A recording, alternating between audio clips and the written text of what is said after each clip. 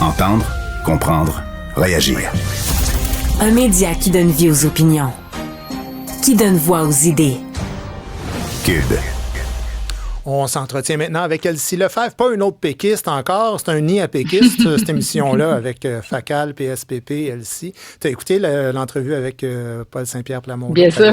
Tu avais quelque chose à rajouter là-dessus, Elsie? Ben, en fait, je trouve ça intéressant qu'on rediscute de cet enjeu-là parce que la question là, des finances du Québec puis la force économique du Québec, ça a été vraiment dans les référendums de 1980 où là, on allait vraiment bas. On avait fait peur aux gens en partant avec les camions de la Brinks, puis qu'on allait vider le Québec, puis que les sièges sociaux allaient partir. Puis ultimement, en 1995, on a fait la même chose. Donc, moi, je pense qu'il y a un an, quand Monsieur Saint-Pierre Plamondon a repris littéralement l'étude qui avait été concoctée par François Legault. Moi, j'étais députée avec François Legault à l'époque.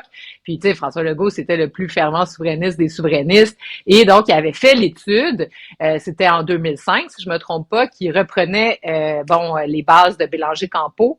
Et il y a personne à l'époque, mais vraiment personne qui a remis en question les chiffres, les fondements, la méthodologie. Puis même François Legault, je me rappelle encore au Salon Bleu, tu sais, Guy, il était là, puis il disait, bon, y a quelqu'un qui veut venir débattre des finances d'un Québec souverain avec moi? Puis tu sais, qu'on parle des vraies affaires, parce que oui, on peut s'obstiner sur des virgules, tu sais, sur oui, est-ce que ça serait 1%, 5%, tu sais, je veux dire, oui, mais l'essentiel qui en ressort, puis tu sais, quand Paul Saint-Pierre Plamondon disait ça tout à l'heure, c'est que le Québec est viable financièrement. Un Québec souverain pourrait être un pays prospère qui se compare à bien d'autres pays. Pendant longtemps, le Québec était la 17e puissance économique mondiale quand on comparait notre PIB par rapport aux autres. Donc, j'ai trouvé intéressant que André Pratt et sa gang, essaient comment dire cette bonne guerre, je veux oui. dire, ils font leur job aussi, puis c'est normal. Tu sais, moi, je pense qu'ils s'attaquent un peu à la vulnérabilité du PQ présentement. Ils sont juste 4, puis tu sais, on va dire les vraies affaires. Depuis Jacques Parizeau, il n'y a pas vraiment d'éminence grise au niveau économique là, que tu dis ça, c'est du solide au niveau du PQ. Tu sais, c'est un peu chambranlant. Ça a toujours l'air un peu, tu sais, de perception extérieure. Évidemment, je suis de ce bord-là, moi aussi, mais il y a comme... C'est le talon d'Achille du parti. Alors, c'est évident que les autres 3 économistes, puis ils vont fort, tu sais. Ouais. Ben oui, mais en même temps, tu sais, on pourrait parler de Bernard Landry, qui a été un des plus grands. J'oubliais Bernard, là, bien sûr. Oui. Il y a eu François Legault qui se targue quand même, je veux dire, d'être un grand spécialiste de l'économie. Mais François Legault, ça joue contre le PQ parce que c'est comme si on disait. Le grand économiste, c'est un coup qui a vraiment compris comment le jeu se passait, qui s'est dit non, il ne faut plus faire de souveraineté. Oui, on peut le voir de même aussi. Oui, mais je pense pas que François Legault, puis d'ailleurs, il a jamais dit que le Québec n'avait pas les moyens d'être souverain. Il a laissé tomber l'indépendance parce que lui, il avait le goût de travailler sur des dossiers, puis s'est dit, je mets cette question-là en parenthèse pendant X nombre d'années. Sauf qu'aujourd'hui, François Legault, quand il se frappe le nez face à Ottawa en santé, quand il se frappe le nez par rapport à l'immigration, tu sais, il réalise bien que, oui, il essaie bien de façon possible. Tu sais, je veux dire, il a été là au Conseil de la Fédération avec tous les autres premiers ministres, puis essayer de créer un rapport de force, puis au bout de la ligne, tu sais, c'est non. Mais pour revenir sur les finances d'un Québec souverain, puis sur la réplique qui est faite aujourd'hui, tu sais, c'est correct, mais tu sais, quand je regarde, un des exemples qu'ils donnent, par exemple, ils disent, le Parti québécois a sous-estimé la valeur des investissements qui devraient être faits à l'OTAN. Bon, qu'on estime que les pays doivent mettre 2% de leur PIB en contribution à l'OTAN. Mais tu sais, le Canada l'a jamais rencontré cet objectif-là, même encore aujourd'hui. Donc, tu sais, tu te dis, voyons, là, on exige des choses que le beau grand Canada fait pas.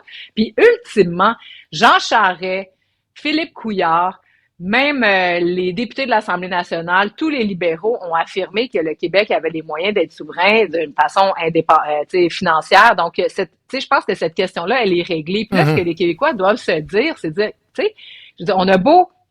oui, il va y avoir des missions différentes, puis c'est d'ailleurs ce qu'ils n'ont pas fait dans leur document, de décider où on mettrait notre argent. Mais tu sais, moi, je trouve ça tellement évident que le Québec, on aurait les moyens. Tu sais, on est riche d'un point de vue de notre énergie. On a une population éduquée. On a une situation enviable. On a, des systèmes politiques démocratiques qui fonctionnent bien. Tu sais, à un moment donné, c'est comme quand tu te dis, non, je veux pas devenir souverain. J'ai tellement peur. Je vais rester, Tanguy dans le sous-sol de chez mes parents. Puis c'est eux qui vont gérer mon budget. Puis je vais avoir 50 ans. Puis je vais être encore, je vais cogner en haut. Puis je vais demander, est-ce que je peux rentrer à 10h30 du soir? Puis là, évidemment, que tes parents vont dire, tu tu vas te chicaner avec eux, tu vas leur demander, bon, moi, je veux investir, je veux m'acheter une nouvelle voiture. Eux, ils vont dire, non, utilise ta vieille minoune.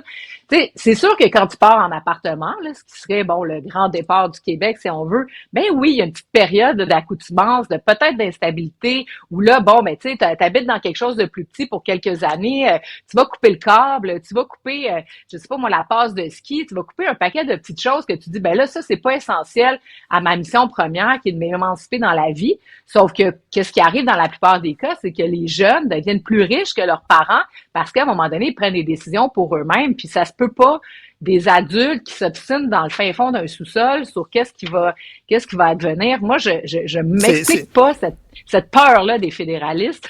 Pour vrai. Non, mais en fait, ce que tu dis, c'est que c'est dans l'ordre des choses. Puis c'est comme si on posait la question, ça coûte combien pour que tu acceptes d'être sous tutelle? Ce qu'aucun peuple sur la Terre accepterait, peu importe le montant qu'on avance à la table. Alors, je pense que c'est un peu ça le résumé. Les milliards qui sont investis dans le pétrole, etc., c'est des priorités qui sont pas les nôtres. Donc, nous, on pourrait, ben c'est ça, c'est comme si tu demandes à ton voisin de gérer ton budget. C'est bien évident que ton voisin, puis après ça, tu cognes à la porte, puis il dit, hey, dérange-moi pas.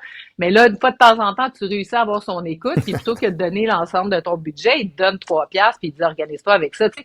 Je trouve ça tellement, moi, c'est tellement évident pour moi que l'émancipation est profitable. Mais bref, donc, on va en reparler, parce que je suis convaincue que le Parti québécois va décortiquer encore davantage ces données-là.